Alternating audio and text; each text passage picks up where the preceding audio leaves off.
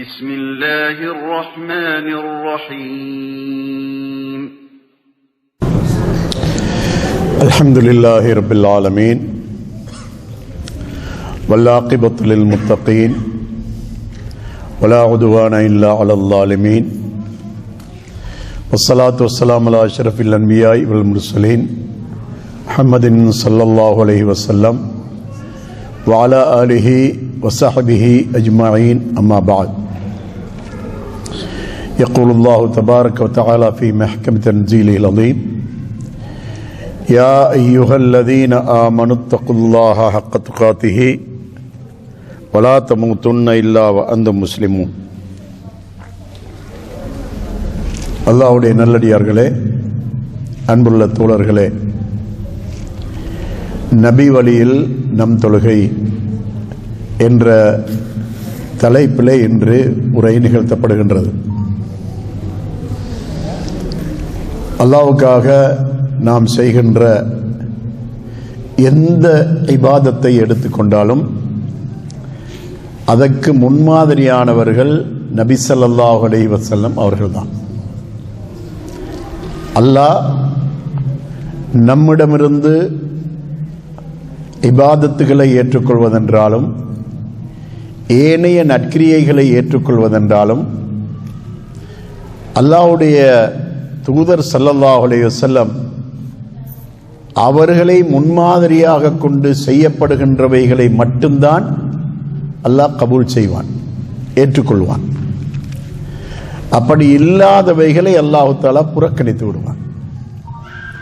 திருமறை குர்ஆன் 3வது அத்தியாயத்தின் 31வது வசனத்தின் மூலமாக அல்லாஹ் சொல்லி காட்டுகிறான், குல் இன் குந்தும் துஹிப்பூனல்லாஹ ஃபத்தபிஊனி யுஹ்பிபுக்குமுல்லாஹ். நபியே, நீர் சொல்லும், நீங்கள் அல்லாஹ்வை நேசிப்பவர்களாயிருந்தால் என்னை பின்பற்றுங்கள், அப்பொழுது அல்லாஹ் உங்களை நேசிப்பான். நமக்கு ஷைத்தானை விட்டு நாம் தூர விலகிக் கொள்ள வேண்டும், அல்லாஹ்வுக்கு நெருக்கமாக இருக்க வேண்டும். யாரெல்லாம் அல்லாஹ்வுக்கு நெருக்கமாக இருக்கின்றார்களோ அவர்களிடத்தில் ஷைத்தான் வரமாட்டான்.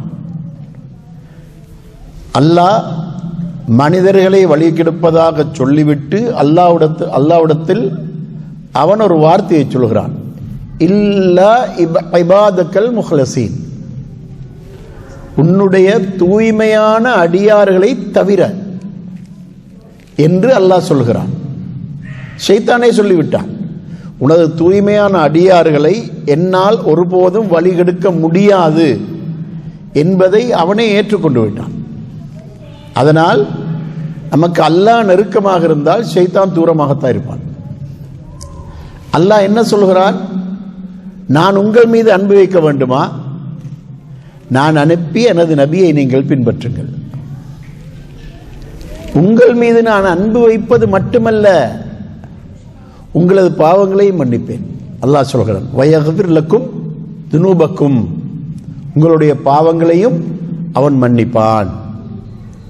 அப்போ நமக்கு 2 விடயம் அங்கே கிடைக்கின்றது. ஒன்று அல்லாஹ்வுடைய அன்பு கிடைக்கிறது, இரண்டாவது அல்லாஹ்வுடைய மன்னிப்பு கிடைக்கிறது. அல்லாஹ்வுடைய நிபந்தனை என்ன?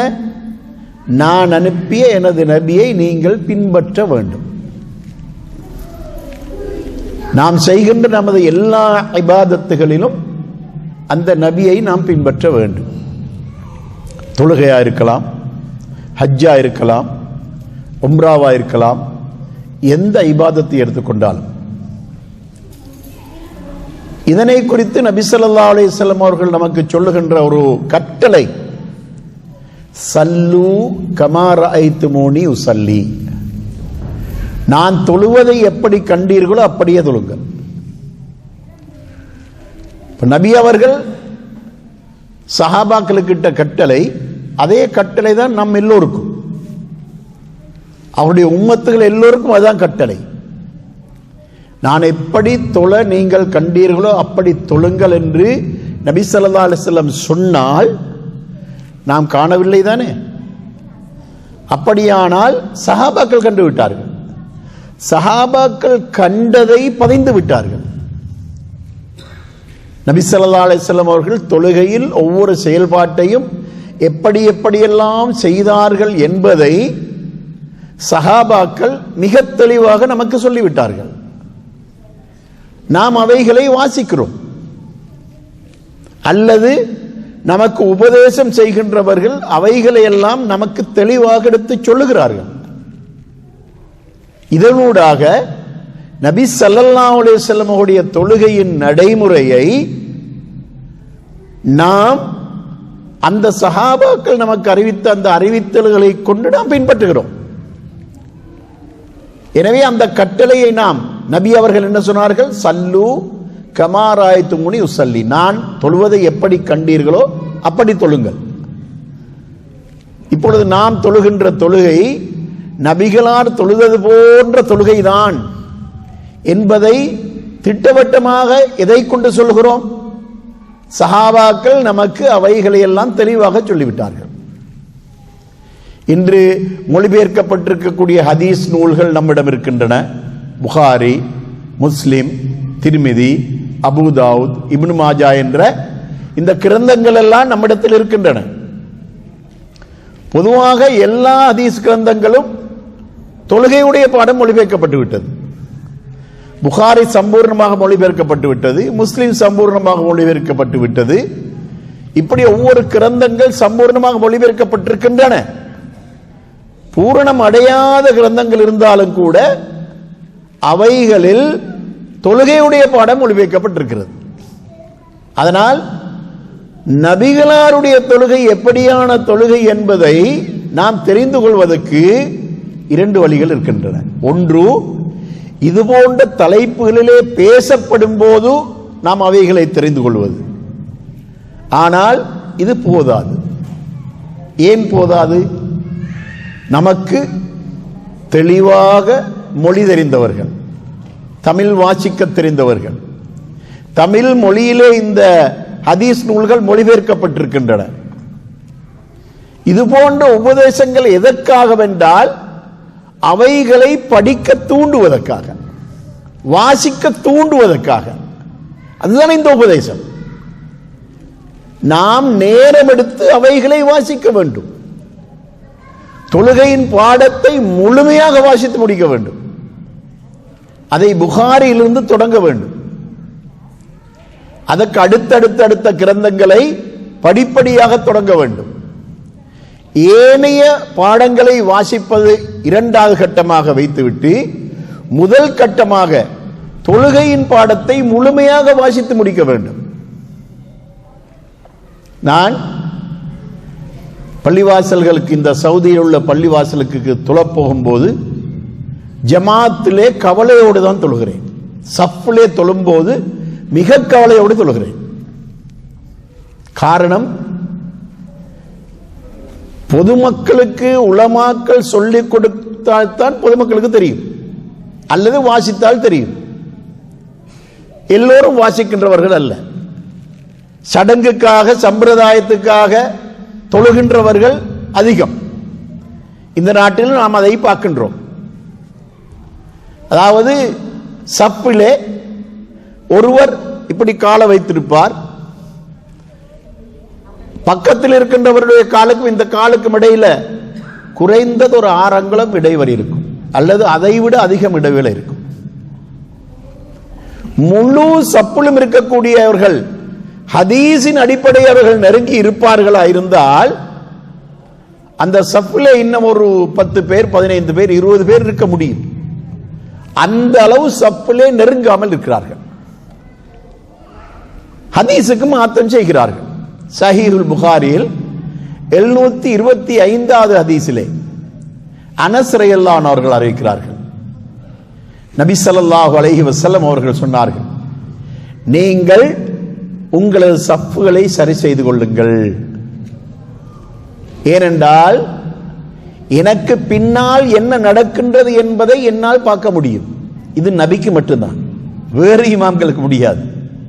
அல்லாஹ் நபிக்கு கொடுத்த ஒரு விசேஷத்தன்மை. பின்னால சஃபில் இருக்கின்றவர்கள் முறையாக இருக்கிறார்களா இல்லையா என்பதை பார்க்கக்கூடியதாக நபி ஸல்லல்லாஹு அலைஹி வஸல்லம் அவர்களுக்கு அல்லாஹ் தஆலா அந்த ஒரு ஆச்சரியமான அபூர்வமான ஆற்றலை கொடுத்திருக்கிறான். உங்களுக்கு பின்னால நீங்க எப்படி சஃப்ல இருக்கிறீங்க என்பதை என்னால பார்க்க முடியும். அனஸ் ரலியல்லாஹு அன்ஹு சொல்கிறார்கள், எங்களில் ஒருவர் பக்கத்தில் இருக்கின்ற அடுத்த சகோதரருடைய தோளோடு தோளை சேர்த்தி ஒட்ட வைத்துக் கொண்டிருப்பார். யுல்சிகு, சேர்த்து கொண்டிருப்பார். வகதமஹு அலா கதமிஹி, அவருடைய காலை அடுத்தவருடைய காலோடு சேர்த்து வைத்திருப்பார்.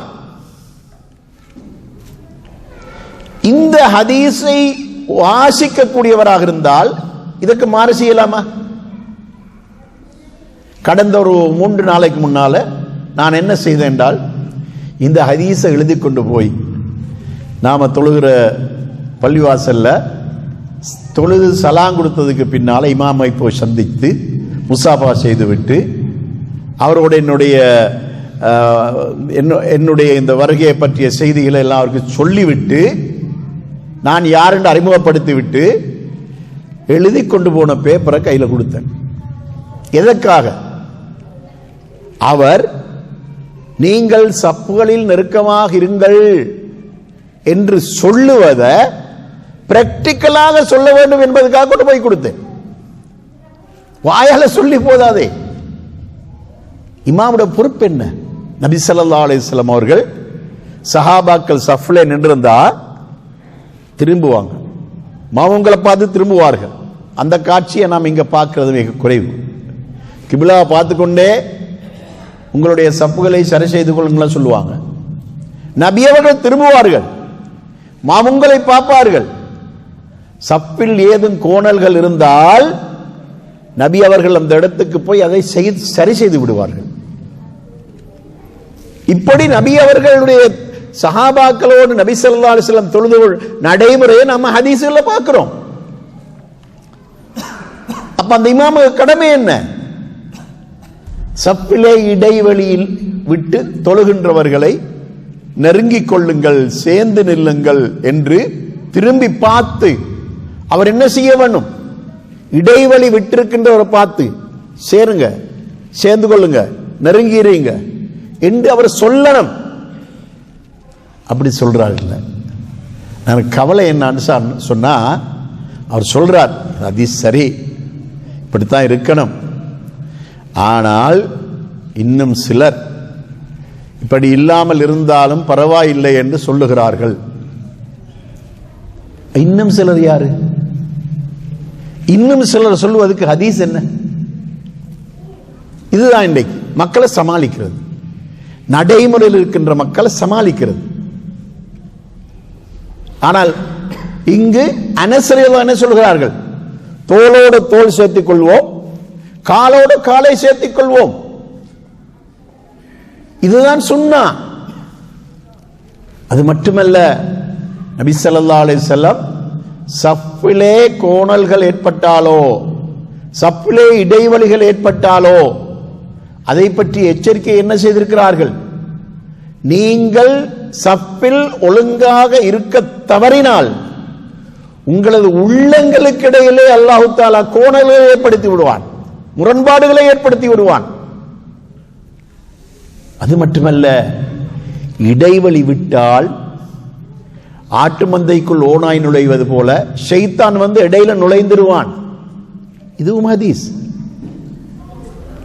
அதனால் நபி ஸல்லல்லாஹு அலைஹி வஸல்லம் அவர்கள் நமக்கு காட்டி தந்த தொழுகையுடைய நடைமுறை இருக்கிறதே, அந்த நடைமுறை ஹதீஸ்ல எப்படி சொல்லப்பட்டதோ அந்த அமைப்பிலே நாம் செய்ய வேண்டும்.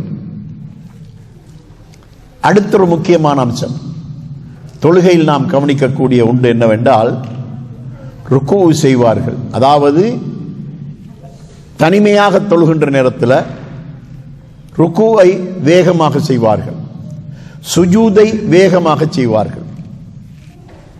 அந்த காட்சியை பார்க்கிறோம். நபி ஸல்லல்லாஹு அலைஹி வஸல்லம் அவர்கள் தொழுகையுடைய அமைப்பை நமக்கு காட்டி தந்திருக்கக்கூடிய அந்த நடைமுறை எப்படி என்று சொன்னா, ஒவ்வொரு செயல்பாடும் திருப்திகரமாக செய்யப்பட வேண்டும் என்பதற்காகத்தான் ருக்குவில் ஓதக்கூடியவைகளை சொல்லி தந்திருக்கிறார்கள், சுஜூதில் ஓதக்கூடியவைகளை சொல்லி தந்திருக்கிறார்கள்.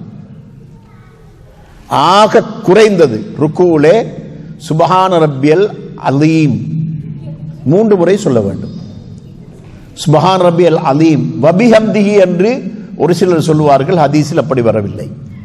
சுப்ஹான ரப்பியல் அலீம் 3 முறை சொல்ல வேண்டும். இப்பொழுது இந்த சுப்ஹான் ரப்பியல் அலீம் என்பதை நாவில் படாத அளவுக்கு வேகமாக சொல்லக்கூடாது.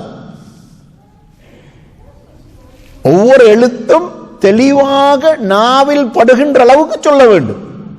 சுப்ஹான ரப்பியல் அலீம், சுப்ஹான ரப்பியல் அலீம், சுப்ஹான ரப்பியல் அலீம். நபி அவர்கள் இதை மாத்திரம் நமக்கு சொல்லித் தரவில்லை, இது ஆக குறைந்ததுதான். அதுக்கு பின்னால் சுப்பூஹுன் குத்தூசுன் ரப்புல் மலாயிகத்தி வர்ரூஹ் சுப்ஹானதில் ஜபரூத் வல் மலக்கூத் வல் கிப்ரியாய் வல் அலமா சுப்ஹானக அல்லாஹும்ம ரப்பனா வபிஹம்திக அல்லாஹும்ம ஃபிர்லி. இவை அனைத்தையும் நபி ஸல்லல்லாஹு அலைஹி வஸல்லம் அவர்கள் ருக்குவிலே ஓதி இருக்கிறார்கள், நடைமுறைப்படுத்தி இருக்கிறார்கள். நாம் இவைகளை ருக்குவிலே ஓத வேண்டும். நான் ஆக குறைந்ததுதான் சுப்ஹான ரப்பியல் அலீம் என்று சொன்னேன். அதையும் கூட வேகமாக சொல்லாமல் நிதானமாக சொல்ல வேண்டும். அப்படி நிதானமாக சொன்னாலே அந்த ருக்கு திருப்தியான ருக்கு தான். அப்படி சொன்னாலே, அதல்லாமல் நபி அவர்கள் நமக்கு காட்டி தந்தவைகளை நாம் ஓத வேண்டும். சஹாபாக்களுக்கு நபி ஸல்லல்லாஹு அலைஹி வஸல்லம் கற்றுக் கொடுத்தார்கள். அதே மாதிரியாக அதற்கு பின்னால நிலைக்கு வந்ததோடு ருக்குவிலிருந்து நிலைக்கு வந்துட்டோம் என்றால் சுஜூதுக்கும் ருக்குவுக்கும் இடையில அதிக நெருக்கம் ஏற்படக்கூடாது என்பதற்காக அந்த இடத்திலே ஒரு இடைவெளியை நபி ஸல்லல்லாஹு அலைஹி வஸல்லம் ஏற்படுத்தி இருக்கிறார்கள். எப்படி? ரப்பனா லக்கல் ஹம்து ஹம்தன் கதீரன் தய்யிபன் பி. தனிமையாக தொழுவதா இருந்தால் ரப்பனா லக்கல் ஹம்து மில் அஸ் ஸமாவாத்தி வ மில் அல் அர்தி வ மில் மா ஷி'த மின் ஷைஇன் பஅத். இதையும் நீட்டி சொல்ல வேண்டியதும் இல்லை, வேகமாக சொல்ல வேண்டியதும் இல்லை, நடுத்தரமாக சொல்ல வேண்டும். ரப்பனா லக்கல் ஹம்து ஹம்தன் கதீரன் தய்யிபன் முபாரக்கன் பி என்று மௌனமாக தொழும்போது சொல்ல வேண்டும். தனித்து தொழும்போது ரப்பனா லக்கல் ஹம்து மில் அஸ் ஸமாவாத்தி வ மில் அல் அர்தி வ மில் மா ஷி'த மின் ஷைஇன் பஅத் இப்படி சொல்ல வேண்டும். இப்பொழுது இப்படி சொல்லிவிட்டு நாம சுஜூதுக்கு போனோம் என்றால் நமக்கு ருக்குவுக்கும் சுஜூதுக்கும் இடையில ஒரு இடைவெளி நன்றாக ஏற்பட்டுவிடும். இன்னைக்கு நாம மஸ்ஜிதுகளில் பார்க்கிறோம், நிறைய மக்கள் போய் தொழுகிறார்கள். இவர்கள் மறுமையில் இந்த தொழுகை அல்லாஹ்விடத்தில் அல்லாஹ் என்ன செய்ய போகிறான் என்பது நமக்கு தெரியாது. ருக்குவுக்கு போகிறார்கள், ருக்குவிலும் ஆக குறைந்தது 3 முறை சுப்ஹான் ரப்பியல் அலீமையாவது நிதானமாக சொல்லுவது கிடையாது. அவர்கள் எழுந்திருக்கிற அந்த காட்சியை பார்த்தா ஒரு முறை ஒழுங்காக சொல்லுவதற்கு நேரம் கிடையாது. எழுந்து விட்டு ரப்பனா லக்கல் ஹம்து எல்லாம் சொல்லுவது கிடையாது, அவசரமாக சுஜூது போயிடுவார்கள். இப்படியான தொழுகையை அல்லாஹ்வுடைய தூதர் ஸல்லல்லாஹு அலைஹி வஸல்லம் அவர்கள் நமக்கு காட்டித்தரவில்லை. சுஜூதிலும் கூட நபி ஸல்லல்லாஹு அலைஹி வஸல்லம் அவர்கள் சுப்ஹான ரப்பியல் ஆலா 3 முறை சொன்னார்கள். சொல்லிவிட்டு அங்கேயும் சுப்ஹானக்கல்லாஹும்ம ரப்பனா வ பிஹம்திக அல்லாஹும்ம ஃபிர்லி சொன்னார்கள். அதற்கு பின்னால் அல்லாஹும்ம ஃபிர்லி தம்பி குல்லஹு திக்கஹு வஜில்லஹு வ அவ்வலஹு வ ஆகிரஹு வ அலானியத்தஹு வ சிர்ரஹு இவையெல்லாம் நபி ஸல்லல்லாஹு அலைஹி வஸல்லம் சுஜூதிலே ஓதி இருக்கிறார்கள். இப்பொழுது நாம் வாழ்நாளிலே ஒருவர் தொழுகின்றார் என்று சொன்னால், ஒருவருடைய வயது 50 என்று சொன்னால், அவருடைய 10வது வயதிலிருந்து அவர் தொழ ஆரம்பித்திருந்தால் 40 வருடம் தொழுகிறார். இந்த 40 வருடத்திலே ஒரு நாளைக்கு ஒரு துஆவை பாடமிட்டிருந்தாலும், ஒரு நாளைக்கு ஒரு திக்ரை பாடமிட்டிருந்தாலும், இந்த தொழுகையினுள்ளே அடங்குகின்ற அவ்வளவு அம்சங்களையும் ஆக கூடியது 2 மாதத்தில் பாடமிட்டு விட முடியும். இந்த கவனம் நம்மிடத்தில் இருக்கிறதா? இந்த கவனம், அதாவது ருக்குவில் ஓதக்கூடியது, சுஜூதில் ஓதக்கூடியது, அத்தஹியாத்தில் ஓதக்கூடியது, இவைகளை எல்லாம் ஒரு நாளைக்கு ஒன்று பாடமிட்டாலும் சரி, ஒரு நாளை கொண்ட விடுங்க, ஒரு வாரத்துக்கு ஒன்று என்று எடுத்துக்கொண்டாலும் ஒரு 6 மாதத்தில் பாடமிட்டு விட முடியும். ஒரு வருடத்தை கொடுங்களேன், பாடமிட்டு விட முடியும். இப்பொழுது நமக்கு எந்த அளவு பாடம்? சஹாபாக்களா இருந்தாலும் கூட, அவர்களுடைய மொழி அரபாக இருந்தாலும் கூட, நபி அவர்கள் சொல்லிக் கொடுப்பதை பாடமிட்டால் தான் அவர்களால் ஓத முடியும். பாடமிடாமல் இருந்தால், மனப்பாடம் இடாமல் இருந்திருந்தால் அவர்களால முடியாது. அவர்கள் ஆர்வத்தோடு மனப்பாடமிட்டார்கள். நம்முடைய தேவைகளை சுஜூதில் கேட்பதற்கு மட்டும்தான் நாம் நமது மொழியில் கேட்க முடியும். ஆனால் தொழுகையின் மொழி அரபு, அரபியில் தான் எல்லாவற்றையும் ஓத வேண்டும். ஆனால் நமது தொழுகை உள்ளச்சமுடைய தொழுகையாக இருக்க வேண்டுமா இருந்தால், நாம் இவைகளெல்லாம் ஓதுகின்றோமோ அவைகளுடைய மொழிபெயர்ப்பை நாம் பாடமிட்டுக் கொள்ள வேண்டும். அப்பொழுதுதான் அதை ஓதும் போது நம்முடைய உள்ளத்தில் ஒரு அச்சம் வரும், ஒரு உணர்ச்சி வரும். அல்லாஹும்ம ஃபிர்லி தம்பி குல்லஹு திக்கஹு வஜில்லஹு வஅவ்வலஹு வஆகிரஹு வஅலானியத்தஹு வசிர்ரஹு என்பது சுஜூதிலே ஓதப்படுகின்றது என்று சொன்னால் நம்முடைய அர்த்தம் என்ன? அல்லாவே, எனது பாவங்களை மன்னிப்பாயாக, எல்லா பாவங்களையும் மன்னிப்பாயாக, சிறு பாவங்களை மன்னிப்பாயாக, பெரும்பாவங்களை மன்னிப்பாயாக, பகிரங்கமாக செய்த பாவங்களை மன்னிப்பாயாக, இரகசியமாக செய்த பாவங்களை மன்னிப்பாயாக. இப்படியான அர்த்தம் தான் அந்த இஸ்திக்பாரில் இருக்கின்றது. இந்த அர்த்தங்களை நாம் மனப்பாடமிட்ட நிலையில் அல்லாஹும்ம ஃபிர்லி தம்பி குல்லஹு திக்கஹு வஜில்லஹு ஓதினோம் என்றால் நம்முடைய உள்ளத்திலே அந்த அர்த்தம் அப்படியே பதிகின்ற நிலைமையில் நாம் அதை ஓத முடியும். இப்படியான இந்த சுஜூதுகள் இருக்கின்றனவே, இந்த ருக்கு, இந்த சுஜூது, இவைகள் எல்லாம் பரிபூர்ணமாக ஓதப்பட வேண்டும். எனக்கு நடைபெற்ற ஒரு நிகழ்ச்சியை சொல்லி காட்டுகிறேன். நான் குபா மஸ்ஜிதிலே தொழுது கொண்டிருக்கிறேன். நான் தொழுதது 2 ரக்காத்து. எனக்கு பக்கத்தில் ஒருவர் தொழுகிறார். எனது 2 ரக்காத்துக்கு இடையில் அவர் 8 ரக்காத்து தொழுது விட்டார். 8வது ரக்காத்து அவர் சலாம் கொடுக்கும் போது நான் என்னுடைய 2வது ரக்காத்துல சலாம் கொடுக்கிறேன். இப்பொழுது நான் அவரை தட்டி அரபு மொழி தெரியுமான்னு கேட்டேன். தெரியும் என்றார். நான் அவரை பார்த்து கேட்டேன், இவ்வளவு அவசரமாக தொழுது ரக்காத்துகளை அதிகமாக அடுக்கி தொழுவதனால அல்லாஹ் திருப்தி அடைவானா? நீங்க சூரத்துல் ஃபாத்திஹா ஒழுங்கா ஓதினீர்களா? ஒழுங்கா ருக்கு செய்தீர்களா? ஒழுங்கா சுஜூது செய்தீர்களா? ஒழுங்காக அத்தஹியாத்தை ஓதினீர்களா? அல்லாஹ் எது கேட்கிறானா? நீ அதிகமான ரக்காத்திலை தொழு என்று அல்லாஹ் கேட்கிறானா உங்களிடத்துல? அல்லாஹ்வுடைய ரசூல் இப்படியா தொழுதார்கள் என்று அவருக்கு இந்த விஷயங்கள் எல்லாம் விளங்கப்படுத்தினதுக்கு பின்னால அவர் அமைதியாக கேட்டுக்கொண்டிருந்து விட்டு, அல்லாஹ் அவரை கபூல் செய்யணும். எனக்கு முன்னாலே நான் அமர்ந்திருக்கிற நிலைமையிலேயே நான் தொழுதது போல 2 ரக்காத் மீண்டும் தொழுதார். இவர்கள்தான் உபதேசத்துக்கு மதிப்பளிக்கின்றவர்கள். வேகமாக ருக்கு செய்ய வேண்டும், வேகமாக சுஜூது செய்ய வேண்டும் என்று அல்லாஹ் எதிர்பார்க்கவில்லை.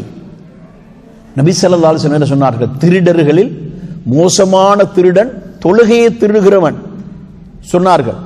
சஹாபாக்கள் கேட்கிறார்கள், யா ரசூலுல்லாஹ், தொழுகையையும் திருட முடியுமா? எவர்களுடைய தொழுகையிலே ருக்கூகளும் சுஜூதுகளும் பூரணம் இல்லையோ அவர்கள் தொழுகையை திருடுகின்றவர்கள் என்று சொன்னார்கள். அதனால் நமது தொழுகை நிதானமாக இருக்க வேண்டும். நமது தொழுகை வேகமாக தொழுகின்ற நடைமுறை நம்மிடத்தில் முற்றாக தவிர்க்கப்பட வேண்டும். சூரத்துல் ஃபாத்திஹாவை ஓதுகின்ற நேரத்திலே அவசரமாக ஓதுகிறார்கள். அல்லாஹ் அதையா எதிர்பார்க்கிறான்? நபி ஸல்லல்லாஹு அலைஹி வஸல்லம் அவர்களுடைய தொழுகையை பற்றி ஆயிஷா நாயகியிடத்தில் ஒருவர் கேட்கிறார். நபி ஸல்லல்லாஹு அலைஹி வஸல்லம் அவர்கள் குர்ஆனை எப்படி ஓதுவார்கள் என்பதை பற்றி ஆயிஷா நாயகியிடத்தில் ஒருவர் வந்து கேட்கிறார். அப்பொழுது ஆயிஷா நாயகி சொன்னார்கள், நபி ஸல்லல்லாஹு அலைஹி வஸல்லம் அவர்கள் குர்ஆனை ஓதுவார்களானால் ஒவ்வொரு எழுத்தும் தனித்தனியாக விளங்குகின்ற அளவுக்கு தெளிவாக ஓதுவார்கள். அப்படியானால் நபி ஸல்லல்லாஹு அலைஹி வஸல்லம் அவர்களுடைய கிராத் திலாவத் குர்ஆனை ஓதியது வேகமாக இருக்கவில்லை என்பது நமக்கு விளங்குகிறது. கிராத்தை நீளமாக ஓதுகிறார்களே அது போன்று ஓத சொல்லவில்லை, வேகமாக ஓதக்கூடாது என்று சொல்கிறோம். எப்படி? அதாவது சூரத்துல் ஃபாத்திஹா அஊது சொல்லி பிஸ்மில் சொல்லித்தான் முதல் ரக்காத் ஓத வேண்டும். அடுத்த எல்லா ரக்காத்துகளிலும் அல்ஹம்தை கொண்டு தொடங்கினால் போதும். எப்படி? அஊது பில்லாஹி மினஷ் ஷைத்தானிர் ரஜீம், பிஸ்மில்லாஹிர் ரஹ்மானிர் ரஹீம், அல்ஹம்துலில்லாஹி ரப்பில் ஆலமீன், அர் ரஹ்மானிர் ரஹீம், மாலிகி யௌமித்தீன், இய்யாக நஅபுது வ இய்யாக நஸ்தஈன், இஹ்தினஸ் ஸிராத்தல் முஸ்தகீம், ஸிராத்தல் லதீன அன்அம்த அலைஹிம், கைரில் மக்லூபி அலைஹிம் வலத்தால்லீன். ஆமீன். நான் இங்கு பல பள்ளிவாசல்களில் தொழுதிருக்கிறேன். ஒரு பள்ளிவாசலில் தொழுகிறேன், லுஹருடைய அசருடைய தொழுகை, மூன்றாம் ரக்காத்து, 4வது ரக்காத்து, மாலிக் யௌமித்தீன் சொல்வதற்கு இடையில் அவர் கூப்பிட்டார். நான் கிராத் ஓதவில்லை, நான் இப்பொழுது ஓதுவது போலதான் ஓதினேன். நான் மாலிக் யௌமித்தீன் சொல்ல முன்னால அவர் ருக்குவுக்கு போகிறார். அடுத்தது இன்னும் சிலர் ஹதீஸ்களை ஒழுங்காக படிக்காததின் காரணமாக சில பிழைகளை விடுகிறார்கள். அது எப்படி என்று சொன்னால், அதாவது தொழுகையிலே அல்ஹம்தை கொண்டுதான் இமாம் ஆரம்பிக்க வேண்டும். சத்தமாக ஓதுகின்ற ரக்காத்துகளிலே அல்ஹம்தை கொண்டுதான் ஆரம்பிக்க வேண்டும். ஆனால் முதலாவது ரக்காத்திலே அஊதையும் ஓத வேண்டும், பிஸ்மியையும் ஓத வேண்டும். அனஸ்ரேதான் அறிவிக்கக்கூடிய ஹதீஸ் புகாரியிலே முஸ்லிமிலே இடம்பெறுகின்றது. நபி ஸல்லல்லாஹு அலைஹி வஸல்லம் அவர்கள் அல்ஹம்தை கொண்டு ஆரம்பிப்பார்கள். சத்தமாக ஓதுகின்ற ரக்காத்துகளிலே அல்ஹம்தை கொண்டு ஆரம்பிப்பார்கள். அப்ப இந்த ஹதீஸ் எதை காட்டுது? அல்ஹம்தை கொண்டு தான் தொடங்க வேண்டும் என்று காட்டுது. அதே நபித்தோழர் அடுத்த ஹதீஸில் சொல்கிறார், பிஸ்மியை மெதுவாக ஓதுவார்கள். அதே நபித்தோழர் அடுத்த ஹதீஸில் சொல்கிறார், பிஸ்மியை சத்தம் உயர்த்தாமல் ஓதுவார்கள். அப்போ அங்கு பிஸ்மி ஓதப்பட வேண்டும், பிஸ்மி ஓதப்பட வேண்டும், மெதுவாக ஓதப்பட வேண்டும், சத்தம் உயர்த்தாமல் ஓதப்பட வேண்டும். குர்ஆன் என்ன சொல்லுது? ஃபைதா கரஅத்தல் குர்ஆன ஃபஸ்தஇஸ் பில்லாஹி மினஷ் ஷைத்தானிர் ரஜீம். நீ குர்ஆனை ஓதினால் ஷைத்தானை விட்டும் அல்லாஹ்விடத்தில் பாதுகாவல் தேடிக்கொள். இது குர்ஆனுடைய கட்டளை, அல்லாஹ்வுடைய கட்டளை. இதன் அடிப்படையில் அங்கு அஊது ஓதப்பட வேண்டும். அந்த இடத்துல அஊது ஓதப்பட வேண்டும். அஊது ஓதித்தான் பிஸ்மி ஓதப்பட வேண்டும். முதல் ரக்காத்து மட்டும்தான், அடுத்தடுத்த ரக்காத்து கிடையாது. அதையும் நான் உங்களுக்கு சொல்லி காட்டுகிறேன். இப்பொழுது நபி ஸல்லல்லாஹு அலைஹி வஸல்லம் அவர்கள் முதலாவது ரக்காத்தை அவர்கள் தொடங்குகின்ற போது, அல்லாஹும்ம பாஇத் பைனி வ பைன ஹதாயாய கமா பாஅத்த பைனல் மஷ்ரிகி வல் மக்ரிபி வனக்னி மின் ஹதாயாய கமா யுனக்கத் தௌபுல் அபியது மினத் தனஸ் அல்லாஹும்ம க்ஸில்னி மின் ஹதாயாய பிஸ்ஸல்ஜி வல் மாஇ வல் பரத். இதை அவர்கள் தொடர்ச்சியாக ஓதி வந்திருக்கிறார்கள். அவர்களுடைய தொழுகையிலே வஜ்ஜஹத்து மோதி இருக்கிறார்கள். சுப்ஹானக அல்லாஹும்ம வ பிஹம்திக அல்லாஹும்ம ஃபிர்லி என்று மோதி இருக்கிறார்கள். பல மாதிரி ஓதிருக்கிறார்கள். அவருடைய பிற்காலத்திலே நான் இப்பொழுது ஓதின அல்லாஹு பாயிது பைனியைத்தான் தொடர்ச்சியாக ஓதி வந்திருக்கிறார்கள். இங்கு நான் சில இமாம்களிடத்திலே கண்டேன்,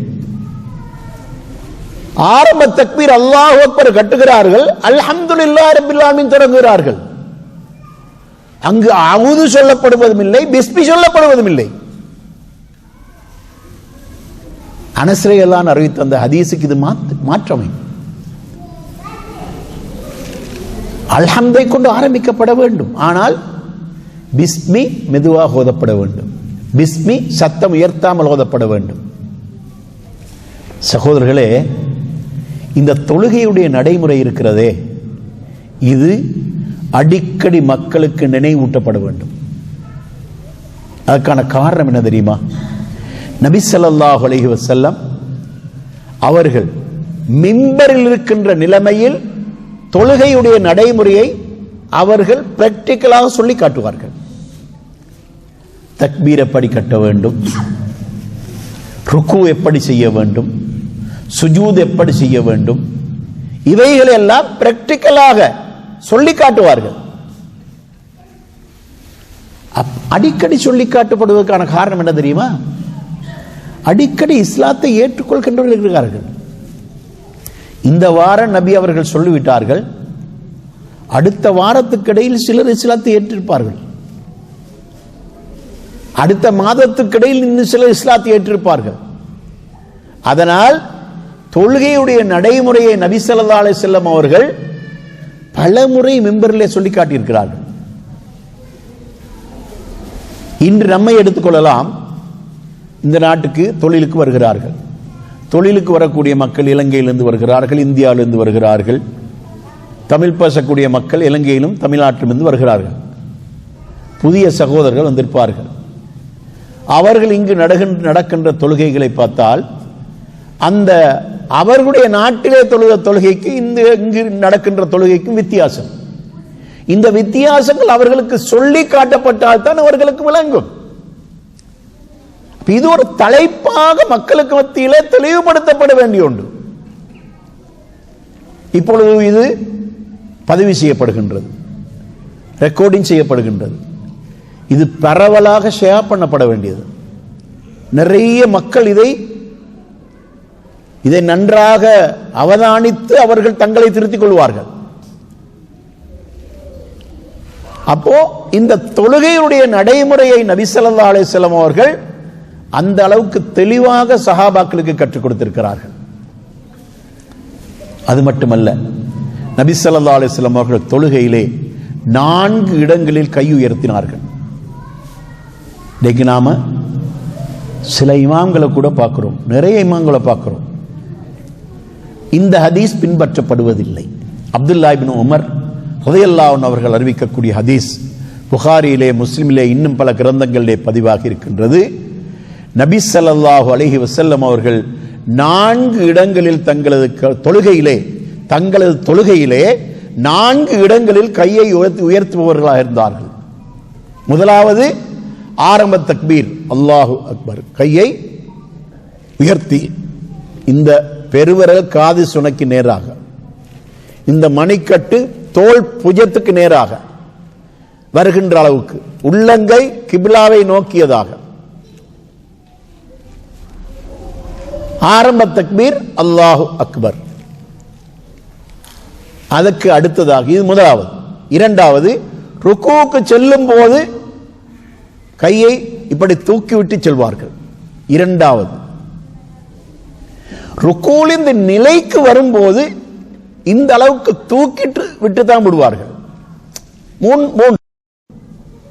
ஆரம்ப தக்பீர், ருக்குவுக்கு செல்லும் போது, ருக்குவில் இருந்து நிலைக்கு வரும்போது.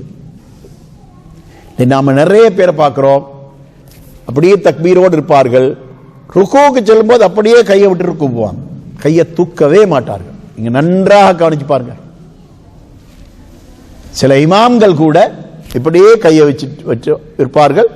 ருக்கு போகும்போது அப்படியே கையை கீழே போட்டு போவார்கள். இந்த ஹதீஸை பின்பற்ற மாட்டார்கள். அதே போல ருக்குக்கு செல்லுகின்ற நேரத்திலும் கூட கையை உயர்த்தாமல் ருக்குக்கு செல்கின்றவர்கள் இருக்கிறார்கள். ருக்குவில் இந்த நிலைக்கு வரும்போதும் கூட கையை உயர்த்தாமல் நிலைக்கு வருகின்றவர்களை நான் நிறைய பார்க்கிறோம். நபி அவர்களுடைய தொழுகையின் நடைமுறைதான் இது.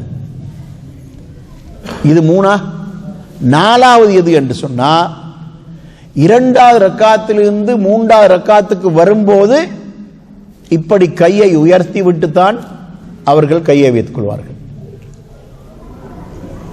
ஃபஜ்ருடைய தொழுகையை தவிர மற்ற 4 தொழுகைகளிலும் இரண்டாவது ரக்காத்திலிருந்து மூன்றாவது ரக்காத்துக்கு வரும்போது இந்த அளவுக்கு கையை உயர்த்தி விட்டுத்தான் கையை வைத்துக் கொள்வார்கள். இதுதான் 4வது இடம். இந்த 4 இடங்களிலும் இந்த சுன்னா பேணப்பட வேண்டும் என்பதை நாம் கவனத்தில் கொள்ள வேண்டும். அப்துல்லா பின் உமர் ரலியல்லாஹு அவர்கள் இந்த ஹதீஸை அறிவிக்கின்றார்கள். அடுத்ததாக இன்னைக்கு நாம் காணக்கூடிய ஒரு பலகீனம் என்னவென்றால், அத்தஹியாத்தை பூரணமாக ஓதுகின்றவர்களை நாம் காணவே முடியாது. இமாம்கள் வரைக்கும், தொழுவிக்கின்ற இமாம்கள் வரைக்கும் அத்தஹியாத்தை பூரணமாக ஓத மாட்டார்கள். அல்லாஹ்விடத்தில் நாம கேட்கிற துஆ இருக்கிறதே, இந்த துஆ அதுவும் தொழுகையின் மூலமாக கேட்கக்கூடிய துஆ இருக்கின்றதே, இது போன்ற ஒரு பாக்கியம் நமக்கு வேற எங்கு கிடைக்கிறது?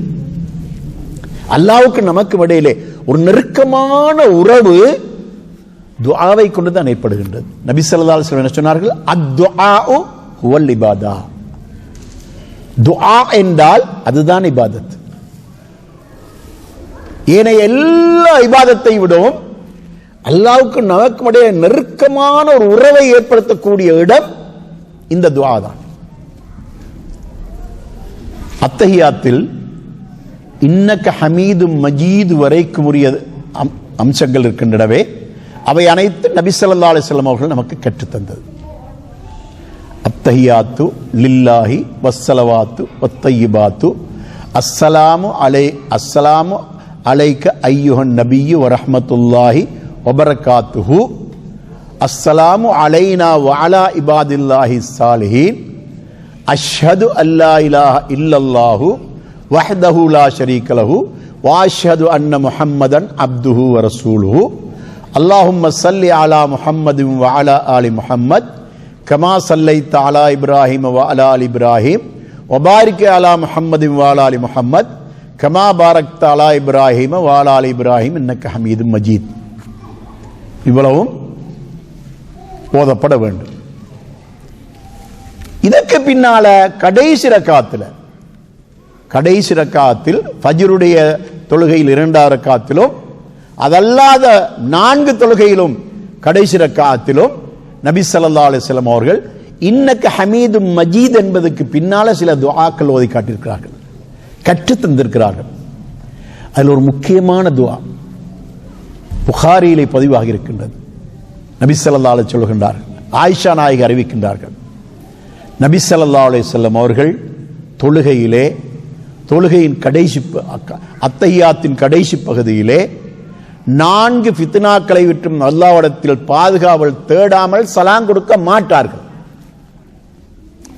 எவ்வளவு ஆணித்தரமா சொல்லியிருக்காங்க. 4 ஃபித்னாக்களை விட்டும் அல்லாஹ்விடத்தில் பாதுகாவல் தேடாமல் சலாம் கொடுக்க மாட்டார்கள். அந்த 4 ஃபித்னா என்ன? கபருடைய வேதனை, நரக வேதனை, இந்த உலக வாழ்க்கையின் சுகபோகங்களிலே மயங்கி போகின்ற ஒரு சந்தர்ப்பம், மரணத்தின் போது ஏற்படுகின்ற ஒரு சோதனை, இது 3வது. 4வது தஜ்ஜாலுடைய வருகையின் போது ஏற்படுகின்ற சோதனை. இந்த 4 சோதனைகளை விட்டும் அல்லாஹ்விடத்தில் நபி ஸல்லல்லாஹு அலைஹி வஸல்லம் பாதுகாவல் தேடாமல் சலாம் கொடுக்க மாட்டார்கள் என்று ஆயிஷா நாயகி சொல்கிறார்கள். அந்த துஆ எப்படி வருகிறது?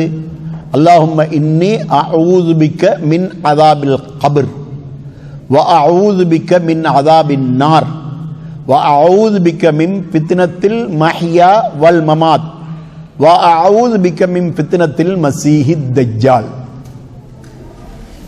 ஒவ்வொரு தொழுகையிலும் இது நமக்கு ஓத கிடைத்தால் இதைவிட வேற என்ன பாக்கியம்? அதுல மூணாவது வருகிறதே வஅஊது பிக மின் ஃபித்னத்தில் மஹ்யா வல் மமாத் என்றால், உலக வாழ்க்கையின் போது சோதனை என்று சொன்னா மனிதன் வழிகெடுகின்ற பல சந்தர்ப்பங்கள் இருக்குது. பணத்தை கொண்டு வழிகெடுவது, பெண்களை கொண்டு வழிகெடுவது, ஆசா பாசங்களை கொண்டு வழிகெடுவது, இப்படி பலதரப்பட்ட வழிகேடுகள் நமக்கு ஏற்படக்கூடிய சந்தர்ப்பம் இந்த உலக வாழ்க்கையில் உண்டு. அதனை விட்டு பாதுகாவல் தேடுவது. மரணத்தின் போது ஏற்படக்கூடிய சோதனை என்றால், மன்கான ஆஹிரு கலாமிஹி லா இலாஹ இல்லல்லாஹ் தஹலல் ஜன்னா, எவருடைய கடைசி வார்த்தை லா இலாஹ இல்லல்லாஹ்வாக இருக்கின்றதோ அவர் சுவர்க்கம் பிரவேசிப்பார் என்று நபி ஸல்லல்லாஹு அலைஹி சொல்றாங்க. அப்ப கடைசி வார்த்தையாக லா இலாஹ இல்லல்லாஹ் மொழிய முடியாத ஒரு துர்ப்பாக்கியம் எனக்கு ஏற்பட்டு விடக்கூடாது. அதுதான் மரணத்தின் போதுள்ள சோதனை. இந்த துஆவுடைய பெருமதி தெரியாதவர்கள் இன்னக்க ஹமீது மஜீதோட சலாம் கொடுத்து விட்டு எழுப்பி போய்விடுகின்றார்கள். பொதுமக்களை விடுங்கள், தொழுகை நடத்துகின்ற இமாம்கள் இது ஓதப்பட வேண்டுமா இல்லையா? ஆயிஷா நாகி ஆணித்தனமாக அறிவிக்கின்ற ஒரு ஹதீஸ். இது மட்டுமல்ல, இன்னக்க ஹமீது மஜீதுக்கு பின்னால் ஓதப்பட வேண்டிய இன்னும் சில துஆக்களை நபி ஸல்லல்லாஹு அலைஹி வஸல்லம் அவர்கள் நமக்கு கற்றுத் தந்திருக்கிறார்கள். அல்லாஹும்ம மக்ஃபிர்லி மா கத்தம்து வமா அஹ்ஹர்து வமா அஸ்ரர்து வமா அலன்து வமா அன்த அலமு பிஹி மின்னி அந்தல் முகத்திமு வ அந்தல் முஅக்கிரு வ அன்த அலா குல்லி ஷைஇன் கதீர். இப்படி நபி அவர்கள் ஓதியிருக்கிறார்கள். அல்லாஹும்ம இன்னி லலம்து நஃப்ஸி துல்மன் கஸீரா வலா யக்ஃபிரு ذுனூப இல்லா அன்த ஃபக்ஃபிர்லி மக்ஃபிரத்தம் மின் இன்திக வர்ஹம்னி இன்னக அந்தல் கஃபூர் ரஹீம். இப்படியெல்லாம் நபி அவர்கள் துஆக்கள் ஓதியிருக்கிறார்கள். இமாம்களுடைய பொறுப்பு என்ன? தொழ வருகின்ற மாமூம்களுடைய தொழுகை பரிபூர்ணமாக ஆகின்ற வரைக்கும் அவர்கள் நிதானமாக தொழுகை நடத்த வேண்டும். மறுமையில் இது பற்றி அவர்கள் எல்லாம் விசாரிக்கப்படுவார்கள். வேகமாக தொழும்போது 5 நிமிடத்தில் தொழுகின்ற நாம் நிதானமாக தொழும்போது 8 நிமிடத்தில் தொழுதால் என்ன? அந்த 3 நிமிடத்திலே நாம் என்ன சாதிக்க போகிறோம்? ஜமாத்துடைய தொழுகை இருக்கட்டும், சுன்னத்தான தொழுகைகள் நாம் தொழுகின்ற நேரத்திலே இங்கு சொல்லப்பட்ட அத்தனை அம்சங்களும் கண்டிப்பாக கடைபிடிக்கப்பட வேண்டும். குறிப்பாக தஹஜ்ஜுது தொழுகின்ற நேரத்தில் இந்த அத்தனை அம்சங்களும் முக்கியமாக பரிபூர்ணமாக கடைபிடிக்கப்பட வேண்டும். அதிலும் நபி ஸல்லல்லாஹு அலைஹி வஸல்லம் அவர்கள் கியாமுல் லைல் இரவு தொழுகையிலே சுஜூதிலே நீண்ட நேரமாக அவர்கள் இருந்த சம்பவத்தை பற்றி ஆயிஷா நாயகி சொல்கின்ற ஒரு சந்தர்ப்பத்தை சொல்கின்றார்கள். ஒரு நாள் நபி ஸல்லல்லாஹு அலைஹி வஸல்லம் அவர்கள் கியாமுல் லைல் சுஜூதிலே அவர்கள் நீண்ட நேரம் இருந்தார்கள். அவர்கள் நீண்ட நேரம் இருப்பதை பார்த்தபோது சுஜூதிலேயே மரணித்து விட்டார்களோ என்ற ஒரு சந்தேகம் எனக்கு வந்தது. அந்த சந்தேகத்தை நிவர்த்தி செய்வதற்காக நான் அவர்களுடைய உள்ளங்காலை சுரண்டி பார்த்தேன். கால் உசும்பியது. அப்பொழுதுதான் அவர்கள் ஹயாத்தோடு இருக்கிறார்கள் என்பதை தெரிந்து கொண்டேன். தொழுகையின் மூலமாக நமக்கு ஏற்படுகின்ற நெருக்கம் இருக்கின்றதே, வேறு எந்த இபாதத்தின் மூலமாக ஏற்பட முடியாது. 1 கோடி ரூபாய் தர்மம் கொடுக்கிறோமா? கொடுக்கிறோம். கொடுப்பதை கொடுத்து விட்டோம். எடுப்பவர் எடுத்து விட்டால் அந்த அமல் முடிந்து விடுகிறது. ஆனால் தொழுகை எப்படி அல்ல. தொழுகையில் நீண்ட நேரம் அல்லாஹ்வோடு வசனிக்கக்கூடிய, அல்லாஹ்வோடு நேரடியாக உரையாடக்கூடிய ஒன்றுதான் தொழுகை. அந்த தொழுகையிலும் அல்லாஹ்வுக்கு மிக அக்ரபான, மிக நெருக்கமான சுஜூத். பொதுவாக தொழுகை அல்லாஹ்வுக்கு நெருக்கமானது, அந்த தொழுகையிலும் சுஜூத் அல்லாஹ்வுக்கு நெருக்கமானது.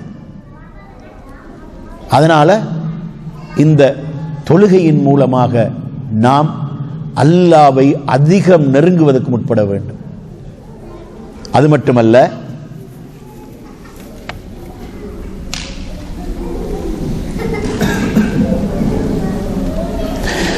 அடுத்த ஒரு முக்கியமான அம்சம் தெரிந்து கொள்ள வேண்டிய என்னவென்றால், அதாவது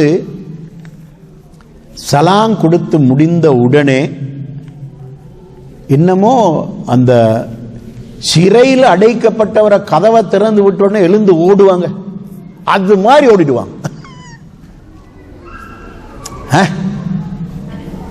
ஜெயிலில் அடைச்சி வச்சிருக்கன கதவை திறந்த உடனே பொண்டாட்டியை பார்க்கணும், பிள்ளைய பார்க்கணும், ஊரை பார்க்கணும், நண்பர்களை பார்க்கணும், எழும்பி ஓடுவானே, அது மாதிரி எழும்பி ஓடிடுறாங்க. சகோதரர்களே, ரசூலுல்லாஹி ஸல்லல்லாஹு அலைஹி வஸல்லம் அவர்கள் சொல்கிறார்கள், மலாயிக்காமார்கள் நமக்காக துஆ செய்யக்கூடிய பல சந்தர்ப்பங்கள் உண்டு. அதில் 3 சந்தர்ப்பங்கள் தொழுகையிலே உண்டு. அதில் முதலாவது சந்தர்ப்பம் எது தெரியுமா? முதலாவது சஃப்ல வந்து நிற்கிறது. யாரெல்லாம் முன் சஃப்லே முதலாவது சஃப்லே வந்து நிற்பார்களோ அவர்களுக்காக மலக்குகள் துஆ கேட்கிறார்கள். 2வது 3வது 4வது சஃப் கிடையாது, முதலாவது சஃப்.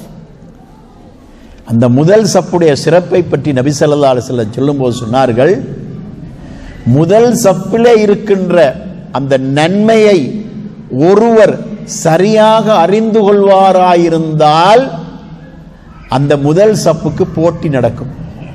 உதாரணத்துக்கு இந்த சஃப்ல நேராக நின்றா ஒரு 40 பேர் நிக்கலாம், 80 பேர் வந்துட்டாங்க. 80 பேர் வந்தா என்ன செய்யணும்? நபி ஸல்லல்லாஹு அலைஹி சொன்னாங்க, சீட்டு குலுக்கணும். அந்த அளவுக்கு சீட்டு குலுக்கி எடுக்கின்ற அளவுக்கு மக்கள் போட்டி போடுவார்கள். நன்மையை தெரிந்தால், முதலாவது சஃப்ல இருக்க நன்மையை ஒருவன் சரியாக அறிந்து கொண்டால் மக்கள் அதற்காக விரண்டோடி வருவார்கள். வருகின்றவர்கள் கொஞ்சம் பேருக்கு இடம் கிடைக்கலையா, இப்ப சீட்டு குலுக்க வேண்டி வரும். அந்த அளவுக்கு நன்மை அதிகமானது என்று நபி ஸல்லல்லாஹு அலைஹி சொல்லி காட்டினாங்க. அதை எந்த அளவு மிகைப்படுத்தி சொன்னார்கள் என்று சொன்னா, அதை அடைந்து கொள்ள வேண்டும் என்பதற்காக நடந்து வர முடியாதவனாக இருக்கின்ற ஒருவன் தவண்டாவது வந்து முதல் சஃப்ல இருந்துருவான். அந்த அளவுக்கு நன்மையுடையதான் முதல் சஃப்பு என்று நபி ஸல்லல்லாஹு அலைஹி சொல்றாங்க. அப்போ முதலாவது சஃப்ல யாரெல்லாம் வந்து நிற்பார்களோ அவர்களுக்காக மலக்குகள் அந்த தொழுகை முடிகின்ற வரைக்கும் துஆ கேட்பார்கள். அல்லாஹும்ம இக்ஃபிர் லஹு வர்ஹம்ஹு, அல்லாஹும்ம இக்ஃபிர் லஹு வர்ஹம்ஹு, அல்லாஹும்ம இக்ஃபிர் லஹு வர்ஹம்ஹு. அல்லாஹ்வே இவருடைய பாவத்தை மன்னிப்பாயாக, இவர் கண்பு காட்டுவாயாக. அந்த மலக்குகள் அவருக்காக துஆ கேட்டுக்கொண்டே இருப்பார்கள். அந்த தொழுகை முடிகின்ற வரைக்கும் அந்த முதலாவது சஃப்பில் இருக்கின்றவருக்கு துஆ கேட்டுக்கொண்டே இருப்பாங்க. நம்மட மக்கள் எப்படி முடிந்த அளவுக்கு பின்னுக்கு தான் ஓடுறது, என்னமோ பின்னுக்கு சுவர்ல அவங்களுக்காக புதையல் வச்சிருக்கிற மாதிரி அங்கதான் போய் சாஞ்சுக்கிறது, தூண்ல சாஞ்சுக்கிறது. இதான் நம்மட மக்களுடைய பழக்கம். ஆனா அல்லாஹ்வுடைய தூதர் சொல்றாங்க, முதலாவது சஃப்ல இருக்கிற நன்மையை ஒருவன் சரியாக அறிந்தால் அந்த சஃப்புக்கு வருகின்றவர்களுடைய அந்த கூட்டத்தை கட்டுப்படுத்த முடியாமல் சீட்டு குலுக்கித்தான் அவர்களை நிற்க வேண்டி வைக்க வரும் என்று நபி ஸல்லல்லாஹு அலைஹி சொன்னாங்க. அப்ப எனவே மலாயிக்காமார்கள் நமக்காக துஆ கேட்கின்ற ஒரு சந்தர்ப்பம் முதலாவது சஃப்ல இருக்கின்றது. இரண்டாவது நபி ஸல்லல்லாஹு அலைஹி சொன்னாங்க, இரண்டாவது சமியல்லாஹு லிமன் ஹமிதா என்று சொன்னதுக்கு பின்னால ரப்பனா லக்கல் ஹம்து ஹம்தன் கதீரன் தய்யிபன் முபாரக்கன் ஃபீ என்று யாரெல்லாம் சொல்லுகிறார்களோ அவர்களுக்காக மலக்கள் துஆ கேட்கிறாங்க. அப்போ நாம் இதை கண்டிப்பா பாடமிட வேண்டுமா இல்லையா? ஏன் அந்த மலாயிக்காமார்களுடைய துஆ நமக்கு கிடைக்குது. ஒரு சந்தர்ப்பம், அதாவது அபூ பக்ரா என்று சொல்லக்கூடிய ஒரு நபித்தோழர் பள்ளிவாசலுக்கு வருகிறார். நபி ஸல்லல்லாஹு அலைஹி வஸல்லம் ருக்கூல் இருக்கிறாங்க. இப்போ அந்த ருக்கூலிருந்து நபி அவர்கள் எழுந்திருப்பதற்கு முன்னதாக, இது முதலாவது ரக்காத், எழுந்திருப்பதற்கு முன்னதாக அந்த ருக்கூவில் எப்படியாவது சேர்ந்து கொள்ளணும் என்று அவர் அங்கேயே ருக்கூவுக்கு போய்த்துட்டு ருக்கூடைய நிலைமையிலே வந்து சஃப்ல சேர்ந்து கொண்டார். இப்பொழுது தொழுது முடிந்ததுக்கு பின்னால நபி ஸல்லல்லாஹு அலைஹி வஸல்லம் அவர்கள் கேட்கிறார்கள், இளைத்து இளைத்து ருக்கூவில் சேர்ந்து கொண்டவர் யார் சொல்லுங்க. அப்ப அபூபக்கர் பயந்துட்டார். பிரச்சனையோ ரசூலுல்லாஹ் திட்டிடுவாங்களோ பயந்துட்டார். பதில் சொல்லல. இரண்டாம் முறை கேட்டார்கள், அப்பொழுதும் பதில் சொல்லவில்லை. மூன்றாம் முறை கேட்டார்கள். அடுத்தது நபி ஸல்லல்லாஹு அலைஹி வஸல்லம் அவர்கள் ருக்கூலிந்து எழுந்த உடனே, நபி அவர்கள் கேட்டதுக்கு காரணம் அதுதான். நபி அவர்கள் ருக்கூலிந்து எழுந்த உடனே தனக்கு அந்த ருக்கு கிடைத்து விட்டது என்ற சந்தோஷத்தில் ரப்பனா லக்கல் ஹம்து ஹம்தன் கதீரன் தய்யிபன் முபாரக்கன் ஃபீஹின்றார். இதுவரைக்கும் நபி ஸல்லல்லாஹு அலைஹி வஸல்லம் அவர்கள் இப்படியான ஒரு திக்ரை சஹாபாக்களுக்கு கற்றுக் கொடுத்திருக்கவில்லை. அவர் தான் சொல்றார், இந்த நபித்தோழர் தான் சொல்றார், ரப்பனா லக்கல் ஹம்து ஹம்தன் கதீரன் தய்யிபன் முபாரக்கன் ஃபீஹ் என்று சொல்றார். சத்தமா நபி எல்லாருக்கும் கேட்கிற அளவுக்கு சத்தமா சொல்லிட்டார். அப்படி சொன்ன உடனே சலாம் கொடுத்ததுக்கு பின்னால் நபி அவர்கள் கேட்கிறாங்க, இந்த ரப்பனா லக்கல் ஹம்து சத்தமா சொன்னாரே அவர் யார்? அவர் பதில் சொல்லல. இரண்டாம் முறை கேட்டார்கள், பதில் சொல்லவில்லை. மூன்றாம் முறை கேட்டோன்னே ஆஹா இனி சொல்லாமல் இருக்கக்கூடாது, நான் தான் யா ரசூலுல்லாஹ் முன்னுக்காய் சொன்னார். நபி ஸல்லல்லாஹு அலைஹி சொன்னார்கள், இதனுடைய நன்மையை எழுதுவதற்காக 30 மலக்குகள் போட்டி போட்டார்கள் என்றார்கள். அப்போ அப்படிப்பட்ட ஒன்றுதான் இந்த திக்ர், ரப்பனா லக்கல் ஹம்து. ஹதீஸுகளை தவறா விளங்குற ஒரு கூட்டம் ஒன்று இருக்குது.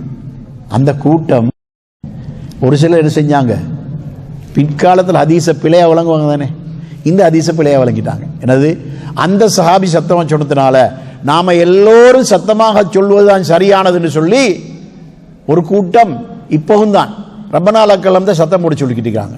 அதெல்லாம் கிடையாது. இந்த ஹதீஸ்ல என்னண்டா, அந்த சஹாபி சத்தமிட்டு சொன்னார், அதற்கு பின்னால் அவரும் சத்தமிடவில்லை, ஏனைய சஹாபாக்களும் சத்தமிடவில்லை.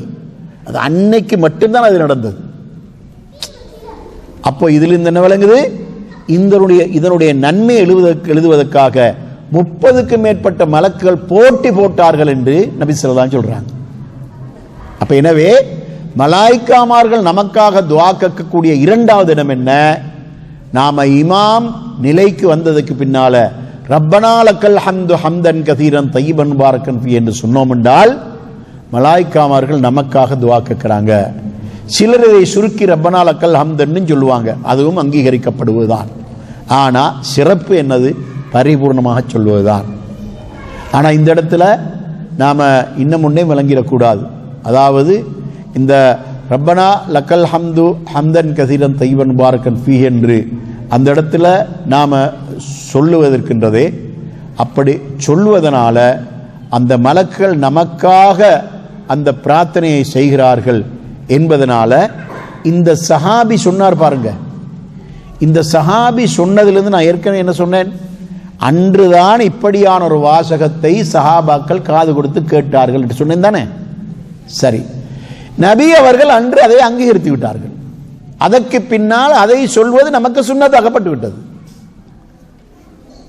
அது அர்த்தம் என்னென்றால், நபி அவர்கள் சில விஷயங்களை நமக்கு கற்றுத் தருவார்கள். சஹாபாக்களுடைய நாவினால் வரக்கூடியதையும் நபி அவர்கள் அங்கீகரிப்பார்கள். ஹதீஸ் என்றால் என்ன, 3: நபி அவர்களுடைய சொல், நபி அவர்களுடைய செயல், நபி அவர்களுடைய அங்கீகாரம். 3 தான் ஹதீஸ். ஒரு சஹாபி சொல்வதை நபி அவர்கள் மார்க்கம் என்று மக்களுக்கு அறிமுகப்படுத்தினால் அது ஹதீஸ். நாம அதான் சொல்றோம் பாருங்க, இது நபி அவர்கள் நமக்கு காட்டி தந்தது இல்லையே. ஒரு சஹாபியுடைய கனவுல, அதாவது என்ன நடக்குதுன்னா, மஸ்ஜித் நபவியில இஷா தொழுகைக்கு பின்னால மக்களுடைய தொகை அதிகமாகிவிட்டது, குடியிருப்புகள் தூரமாகிவிட்டன. அதனால மக்களை தொழுகைக்கு அழைக்கின்ற ஒரு நடைமுறை ஏற்படுத்த வேண்டும், மஷூரா பண்றாங்க. அந்த மஷூராவில் சிலர் சொல்றாங்க, நாம இந்த யூதர்கள் அவருடைய ஆலயங்களுக்கு அழைப்பதற்காக அழைக்கிற அழைப்பு முறை இருக்குது, அப்படி ஒரு முறையை செய்யும். அது ஒரு நாக்கூஸ் ஒன்று ஊதுவாங்க, இப்போதும் அவர்களிடத்தில் இருக்கின்றது. அதே போல கிறிஸ்தவர்களும் ஓதுவாங்க, அதுவும் ஒரு குழல் தான், அவர்களும் ஓதுவார்கள். சில சஹாபாக்கள்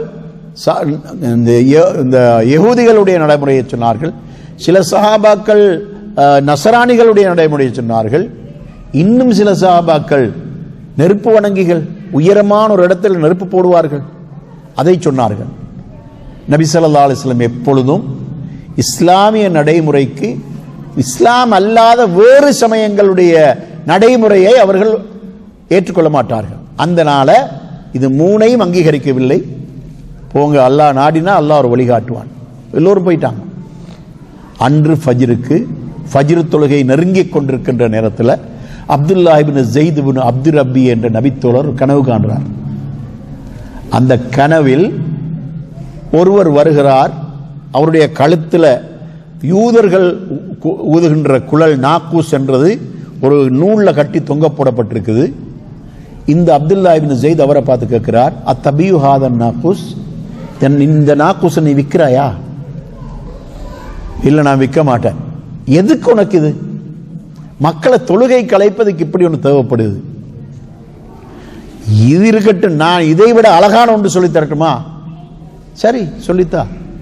அல்லாஹ் அக்பர் அல்லாஹ் அக்பர் அல்லாஹ் அக்பர் அல்லாஹ் அக்பர் அஷ்ஹது அல்லா இலாஹ இல்லல்லாஹ் அஷ்ஹது அல்லா இலாஹ இல்லல்லாஹ். இன்று நடைமுறையில் இருக்கக்கூடிய அதான் இருக்கின்றதே, இந்த அதானுடைய அவ்வளவு வாசகங்களை சொல்லிக் கொடுத்தார்.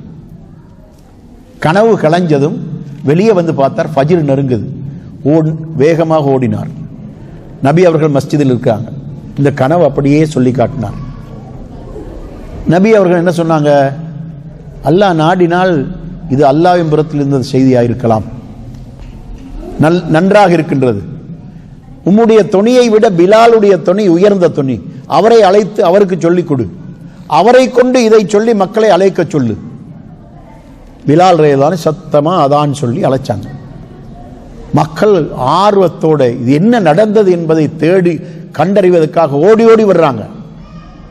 ஒரு ஆள் போத்திருந்த போர்வையையும் வீட்டில் வைக்க மறந்து அப்படியே கையில பிடிச்சுக்கிட்டு தலையோட சேர்த்தி கொண்டு பாதையில் அந்த போர்வை இழுபட ஓடி வருகிறார்.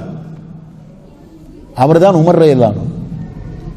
அவர் வந்து இந்த அப்துல்லா பின் ஸைத் கண்ட கனவுடைய விஷயத்தை தெரிஞ்சு கொண்ட உடனே நபி அவர்களிடத்தில் போய் சொல்கிறாங்க, வல்லதி பாஸக பில் ஹக், சத்தியத்தை கொண்டு உங்களை அனுப்பிய அந்த அல்லாஹ்வின் மீது சத்தியமாக நான் சொல்லுகிறேன், இந்த அப்துல்லா பின் ஸைத் கண்டது போலவே நானும் கனவு கண்டேன் என்றார். அப்பொழுது நபி ஸல்லல்லாஹு அலைஹி வஸல்லம் சொன்னார்கள், இது நிச்சயமாக அல்லாஹ்வின் புறத்திலிருந்து வந்ததுதான். அப்போ அல்லாஹ் தஆலா சில சட்ட திட்டங்களை பலவிதமாக அனுப்பிக்கிறான். அதில் இது இரண்டு தோழர்களுடைய, இரண்டு சஹாபாக்களுடைய கனவில் காட்டி அதை நபி அவர்களுக்கு சொல்ல வச்சு அல்லாஹ் அதை நமக்கு மார்க்கமாக்கி இருக்கிறான். அதுபோல ரப்பனா லக்கல் ஹம்து ஹம்தன் கதீரன் தைபன் பாரக்கன் ஃபீ என்று அந்த சஹாபி சொன்னாரே, அதை நபி அவர்கள் ருக்கூக்கு பின்னால் ஓதக்கூடிய திக்ராக நமக்கு அங்கீகரித்து விட்டார்கள். மூணாவது சந்தர்ப்பம் எது என்று சொன்னால், இமாம் சலாம் கொடுத்ததுக்கு பின்னால வேகமாக எழுந்து ஓடாமல் அப்படியே அமர்ந்திருந்து நபி ஸல்லல்லாஹு அலைஹி வஸல்லம் அவர்கள் சலாம் கொடுத்ததுக்கு பின்னால என்னென்னவைகளெல்லாம் ஓத வேண்டும் என்று நமக்கு கற்றுத் தந்திருக்கின்றார்களோ அவைகளை எல்லாம் ஓதுங்கள். அல்லாஹும்ம அன்த ஸலாம் இங்க அஸ்தக்ஃபிருல்லாஹ், அல்லாஹும்ம அன்த ஸலாம் இங்க ஸலாம். அதுக்கு பின்னால லா இலாஹா இல்லல்லாஹ் வஹ்தஹு லா ஷரீக லஹு சுப்ஹானல்லாஹ் அல்ஹம்துலில்லாஹ் அல்லாஹு அக்பர். அதற்கு பின்னால ஆயத்துல் குர்சி. அதுக்கு அடுத்ததாக குல் ஹுவல்லாஹு அஹத், குல் பிரப்பி பலக், குல் பிரப்பின் நாஸ்.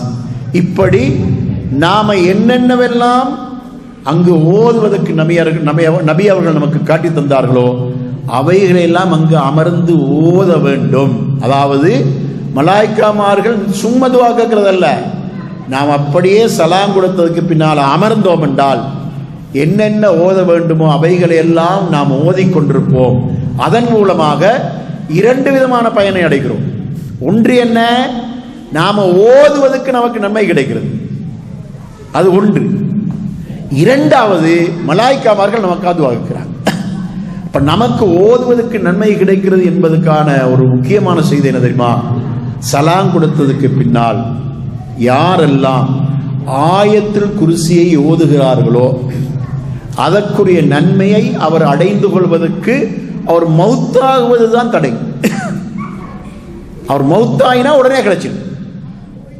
அந்த அளவுக்கு நன்மை உள்ளதுதான் சலாம் கொடுத்ததுக்கு பின்னால் ஓதுகின்ற ஆயத்துல் குர்சி என்று நபி ஸல்லல்லாஹு அலைஹி சொல்லியிருக்காங்க. அந்த அளவுக்கு வலியுறுத்தப்பட்டது. ஆகவே சலாம் கொடுத்ததுக்கு பின்னால் அவசரப்பட்டு எழுந்து ஓடாமல் நாம செய்ய வேண்டிய திக்ருகள் எல்லாம் செய்துவிட்டு ஓத வேண்டியவைகள் எல்லாம் ஓதிவிட்டு கடைசியாக நாம் எழுந்து பின் சுன்னத்தையும் தொழுது விட்டு போனோம்டா, அதாவது அசர் தொழுகைக்கும் ஃபஜ்ருடைய தொழுகைக்கும் தவிர மற்ற 3 தொழுகைக்கும் பின்னால் உள்ள சுன்னத்தான தொழுகையும் தொழுது விட்டு போனோம் என்றால் நமது அந்த வக்து தொழுகை பூரணமாகி விடுகின்றது. அதனால் 5 வக்து தொழுகையிலையும் சலாம் கொடுத்ததுக்கு பின்னால அவசரப்பட்டு எழுந்து ஓடாமல் அப்படியே அமர்ந்திருந்து நபி அவர்கள் நமக்கு கற்றுத்தந்தவைகளை ஓதுவதன் மூலமாக அதன் மூலமாக நாம் நன்மை அடைகிறோம்.